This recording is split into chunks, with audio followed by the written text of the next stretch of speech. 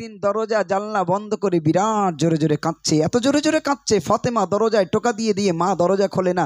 হাজরাতে ফাতেমা দৌড়ে দৌড়ে গিয়েছে, আব্বা কোথায় আছে, শিগগিরি করে চলুন বাড়ি চলুন, আমার মা খাদিজা কাঁদছে। কেন কাঁদে জানি না, দরজা জানলা ভিতর থেকে লক করা, আপনি তাড়াতাড়ি করে বাড়ি চলুন। কে কেন কাঁদছে, খাদিজা কেন কাঁদে? কবি লিখছেন, একদিন দুপুরে নবীর ঘরে কান্না শোনা যায়,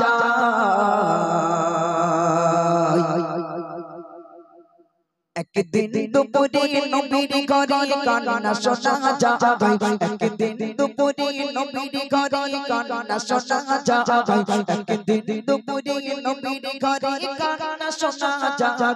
আম্মা খাদিজা কাঁদছে কেন পড়িয়া সেজদায়, আম্মা খাদিজা কাঁদছে কেন পড়িয়া সেজদায়, একদিন দুপুরে নবীর ঘরে কান্না শোনা যায়, একদিন দুপুরে নবীর ঘরে কান্না শোনা যায়।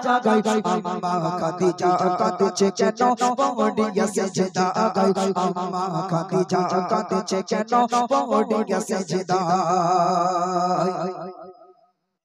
মা ফাতেমা ছুটে ছুটে নবীর দাঁড়িয়ে যায়,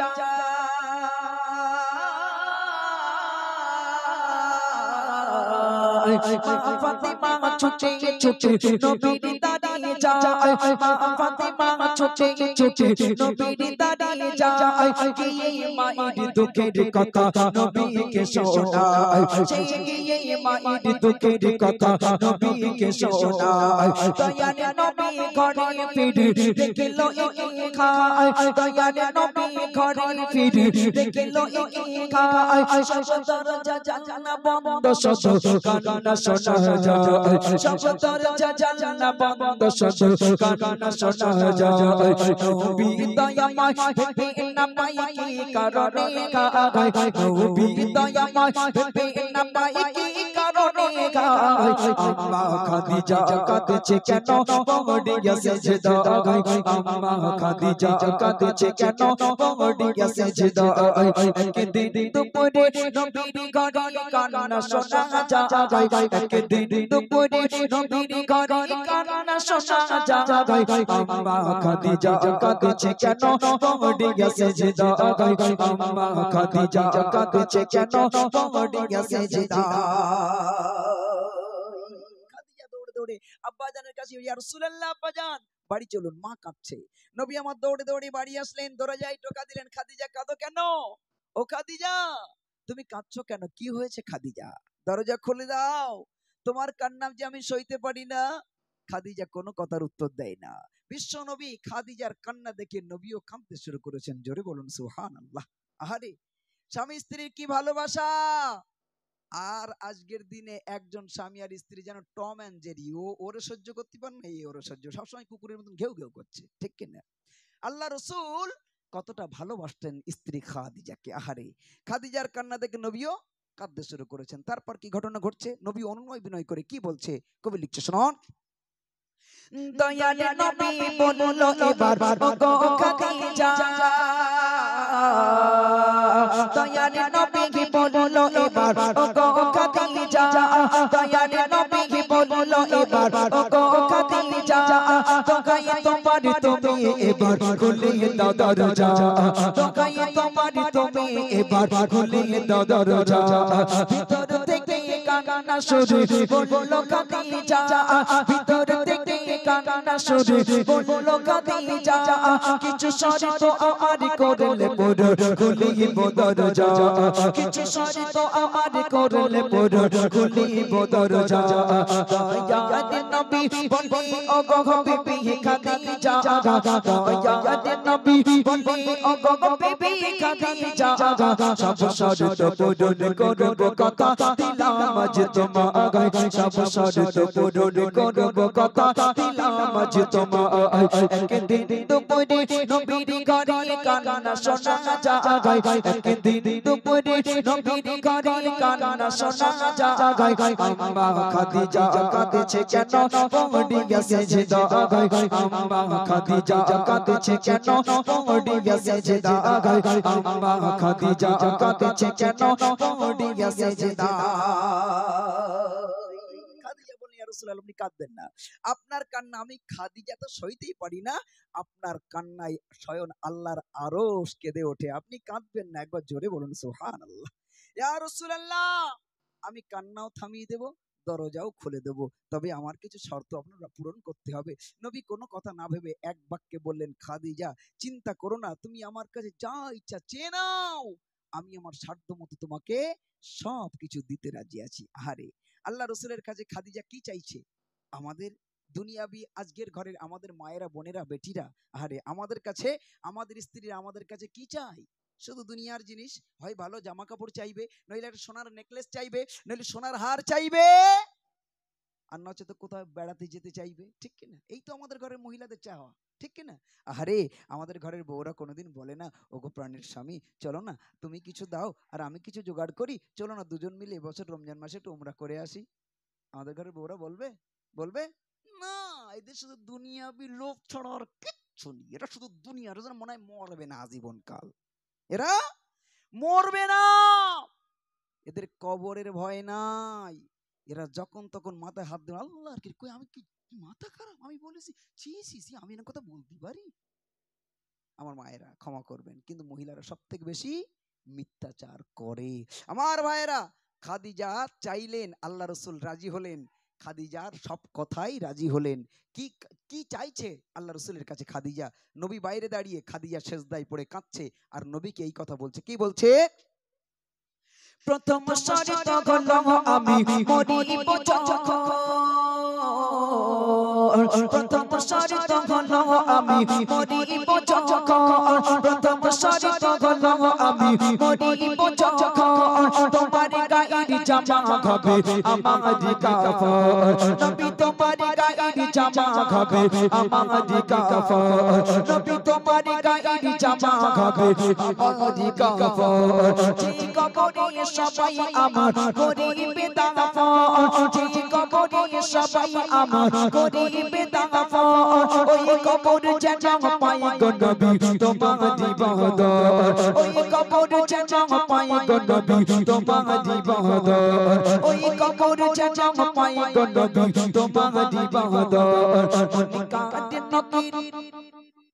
মুনিকাতে নকির আসবে যখন আমার কবরে, মুনিকাতে নকির আসবে যখন আমার কবরে, মুনিকাতে নকির আসবে যখন আমার কবরে, থাকবে তুমি সেই সময় আমার কবরের ধারে, থাকবে তুমি সেই সময় আমার কবরের ধারে, একদিন দুপুরে নবীর ঘরে কান্না শোনা যায়, একদিন দুপুরে নবীর ঘরে কান্না শোনা যায়, আম্মা খাদিজা কাঁদছে কেন পড়িয়া সিজদায়, আম্মা খাদিজা কাঁদছে কেন পড়িয়া সিজদায়।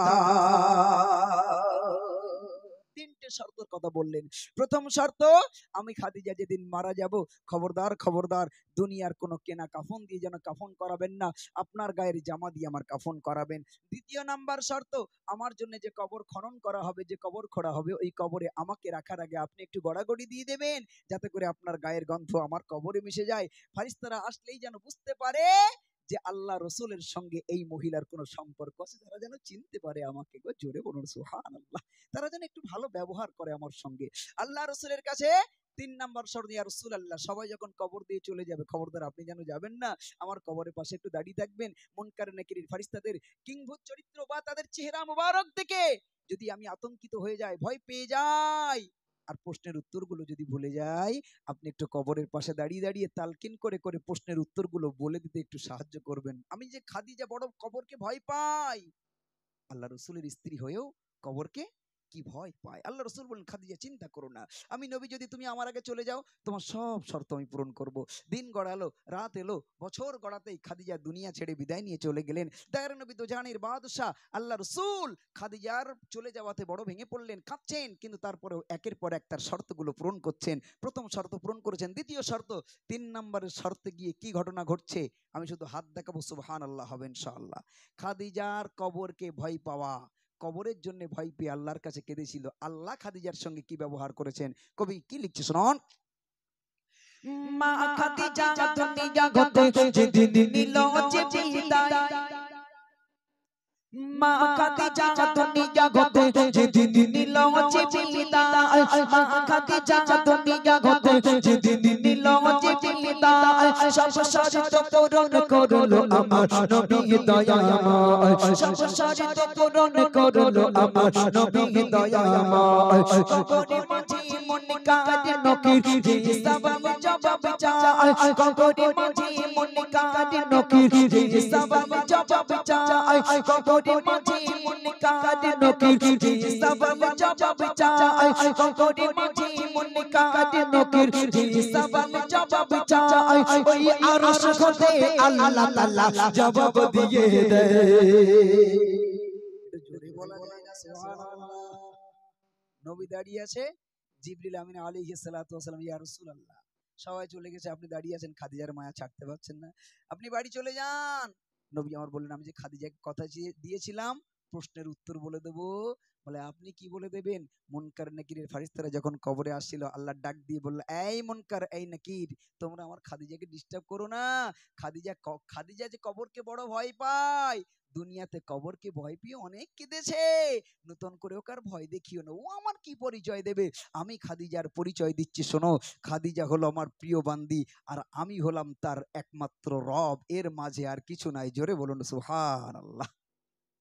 আমি আল্লাহ স্বয়ং খাদিজার প্রশ্ন উত্তর বলে দিলাম, যাও তোমরা তোমাদের কাজে যাও। ইয়া রাসূলুল্লাহ, খাদিজার প্রশ্নের উত্তর কে দিয়েছে? স্বয়ং আল্লাহ দিয়েছে। এজন্য কবরকে ভয় পেতে হবে। কবরকে ভয় পেলে আল্লাহ আমাদের প্রতি খুশি হবেন। তাই শেষ কথায় প্রিয় কবি লিখছেন, মা খাদিজা দুনিয়া হতে যেদিন নিল বিদায়, সংসার তো পূরণ করলো আমার নবী দয়াময়, সংসার তো পূরণ করলো আমার নবী দয়াময়। কবরে মাঝে মন কাঁদে নকির যে সওয়াল জবাব চায়, কবরে মাঝে মন কাঁদে নকির যে সওয়াল জবাব চায়। ওই আরশ হতে আল্লাহ তাআলা জবাব দিয়ে দেয়, ওই আরশ হতে আল্লাহ তাআলা জবাব দিয়ে দেয়, ওই আরশ হতে আল্লাহ তাআলা জবাব দিয়ে দেয়। সাইফুদ্দিন নামে নেই করো সেই কবরের ভাগায়, সাইফুদ্দিন নামে নেই করো সেই কবরের ভাগায়, যে কবরের মাঝে আমল ছাড়া কোনো উপায় না আগায়, যে কবরের মাঝে আমল ছাড়া কোনো উপায় না।